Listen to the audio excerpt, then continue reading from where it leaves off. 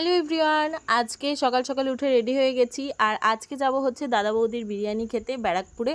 তো সকালে উঠে রেডি হলাম, এখন বেরোবো। আর এসেই আমি ট্রেনটা মিস করলাম, তো আমি পরের ট্রেনে উঠে পড়েছি।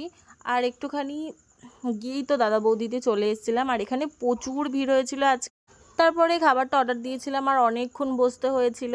তো জানি না কেন এতক্ষণ লেট হয়েছিল, তো খাবারের জন্য ওয়েট করছিলাম। প্রথমে তো অর্ডার করেছিলাম ফিশ ফ্রাই, আর ফিশ ফ্রাইয়ের সাথে কাসুন্দিয়া স্যালাড দিয়েছিল। এখানের তো ডায়মন্ড ফিশ ফ্রাইটা খুবই ভালো খেতে হয়, তো আমি প্রত্যেকবার যখনই যাই তখনই ফিশ ফ্রাইটা খাই। তো এখন তো অনেক দিন পর গেলাম, তো মাঝে আমার কমাস তো যাওয়া হয়নি। তারপর একটা কোল্ড ড্রিঙ্কস নিয়েছিলাম, আর আমাদের শো স্টপার হচ্ছে মাটন বিরিয়ানি। আমি হচ্ছি মাটনটা রেওয়াজি পিস নিয়েছিলাম, কিন্তু এত গরম, তো খেতে একটুখানি লেটই হচ্ছিল, কারণ গরম ছিল অনেকটাই।